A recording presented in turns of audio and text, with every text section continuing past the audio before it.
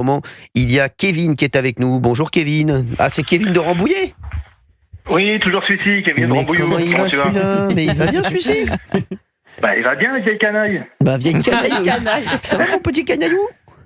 Tranquillou. Cyril, j'étais sur ton plateau vendredi, en public TPMP. Mais je te crois pas, mais pourquoi tu m'as pas dit que c'était toi? Pourquoi tu m'as pas fait un signe? Je sais pas si tu m'as vu avec une grande barbe, un crâne chauve et une très longue barbe. Non, c'est vrai, c'est toi? Ouais, c'est moi.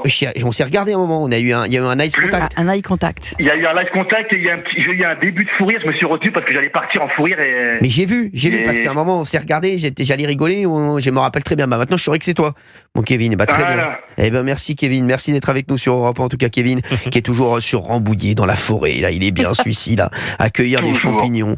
Il voulait parler de Jordan Bardella. Vous êtes d'accord avec les syndicalistes, hein? C'est ça. Alors avant tout, je te remercie. Vous donnez la parole vraiment à tout le monde.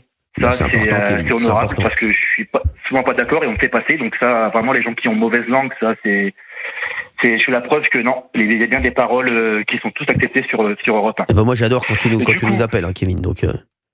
Ouais, super. Bah, du coup, moi, mon avis, moi, je suis d'accord avec le syndicat de la SNCF. D'accord. Donc tout ça, alors oui, c'est clair, c'est une question idéologique. Moi personnellement, je serais contre de faire la promotion du livre de Bardella parce que pour moi, en tant que citoyen français, le Rassemblement national ne sera jamais considéré comme un parti comme les autres. Alors il y a toujours l'argument des 11 millions d'électeurs, certes, mais pour moi, je ne veux pas accuser les 11 millions d'électeurs de racisme, mais ce qui est sûr, c'est que tous les racistes votent Rassemblement national. Ça, pour moi, c'est clair et net. Et du coup, moi, ils ont beau changer de nom. Pas forcément. Kevin, moi je suis pas d'accord avec vous. Les antisémites, par exemple? Je suis pas d'accord avec vous, mais c'est vrai, tous les antisémites, par exemple, vote pas Rassemblement national, je pense pas. National, non. Je pense qu'ils sont de l'autre côté. Oui, on va pas se mentir. Non, mais Kevin, Kevin, dites-nous. Alors justement, moi, ce que je disais, parce que moi, je parle vraiment pour moi, c'est pour ça que je suis d'accord avec le syndicat de la SNCF. Moi, à titre personnel, ils ont beau changer de nom. Ils ont beau mettre Bardella qui prend des cours de communication avec des beaux sourires à chaque fin de phrase. Ils ont beau mettre de la jeunesse et dire nous on a changé. Pour moi, idéologiquement, le fond il est là. Marine Le Pen était bien présente quand Jean-Marie Le Pen était là. Monsieur Bardella, il y a des selfies avec Jean-Marie Le Pen. Donc déjà, moi, avec le fait de prendre des selfies à s'amuser avec Jean-Marie Le Pen, déjà, moi, je vous mets dans une case. Moi, c'est d'office. Après, je sais que je vais répondre à l'avance à monsieur Gauthier. Oui. Il va me dire, et Jean-Luc Mélenchon, parce que c'est toujours sa réplique, et Jean-Luc Mélenchon. Et Jean-Luc Mélenchon. C'est pas... Voilà. Et ben, Jean-Luc Mélenchon, je vous réponds à l'avance, c'est pareil. Donc, je réponds déjà à votre question. Voilà. Mais pour moi, moi qui prend régulièrement les transports SNCF, notamment pour venir sur le plateau de TPMP. Ah voilà, merci Kevin. Donc moi je serais contre de voir la publicité de Bardella partout, parce que pour moi, ce n'est pas un parti comme les autres. Moi, je ne l'avale pas. Il y a beau avoir de la communication, etc. Moi, le parti, ça ne passe pas. Alors, et je ne suis pas un partisan d'ALFI non plus. Hein, c'est ce qui précise Kevin. Kevin, alors c'est bien d'avoir quand même un autre son de cloche que ce qu'on a eu depuis le début. Donc c'est bien d'avoir l'avis de Kevin. Et j'aimerais bien que vous lui répondiez à Kevin. Qu'est-ce que vous lui répondez quand il dit ça? Alors déjà, Gauthier Lebret. Je salue votre cohérence, Kevin, puisque vous dites ni Bardella ni Mélenchon. Donc au moins, c'est clair, pas d'affichage de livres politiques dans les gares et l'espace public. Donc si je vous suis, moi je pense l'inverse. Moi je suis pour voir la tête de Jean-Luc Mélenchon et de Jordan Bardella au nom d'une certaine liberté. C'est le débat d'idées, c'est le débat public. Et si Jean-Luc Mélenchon fait un livre demain comme il en a fait dans le passé, si Nicolas Sarkozy, si François Hollande, je suis pour qu'il puisse avoir une campagne de promotion partout dans le pays, parce que c'est la liberté d'expression et parce que on a le choix ou non d'acheter leurs livres, de les aimer, de les détester, etc. Donc je vois pas pourquoi on devrait les censurer et empêcher que ces auteurs-là ne puissent pas être affichés comme les auteurs, les romans ou d'autres. Voilà. Donc en fait c'est une différence d'appréciation par rapport à la liberté d'expression. Puis-je répondre? Bien sûr. Du coup, Gauthier, j'ai compris ta cohérence, mais du coup, ce que je comprends pas en fait, c'est que tu dis que t'es pour la liberté d'affichage partout, mais moi, Gauthier, tu peux pas dire à chaque fois à l'antenne que Jean-Luc Mélenchon est un antisémite et de dire là devant moi, de me dire moi ça me dérange pas qu'il pose un affichage. Si pour toi il est antisémite et là il est fils antisémite, Gauthier, tu devrais dire j'interdis Mélenchon et ce parti. Tu devrais être plus crédible parce que pour toi tu les considères comme antisémites. Donc tu donnes la parole à l'antisémitisme, Gauthier? Alors, déjà, je n'ai jamais dit que Jean-Luc Mélenchon était antisémite. Pas envie de me retrouver dans un tribunal. J'ai pu dire que la France Insoumise flirtait avec l'antisémitisme et ça, il suffit. Bien sûr, mais il suffit ça. Alors là, il suffit de prendre 3-4 exemples pour le démontrer.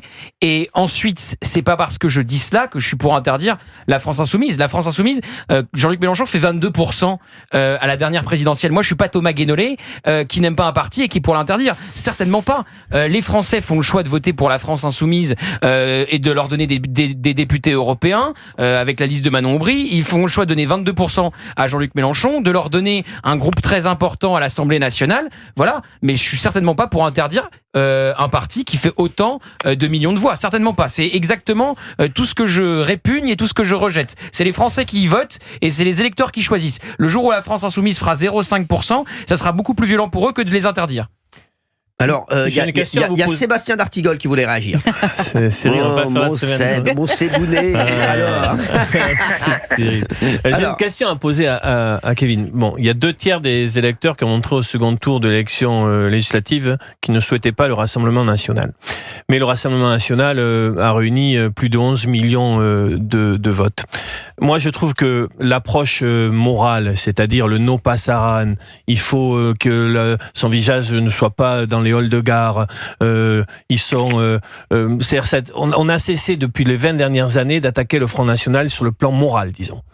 Mais ça a échoué, puisque le Front National n'a pas cessé de monter. Donc peut-être qu'il faut abandonner avec une stratégie qui échoue.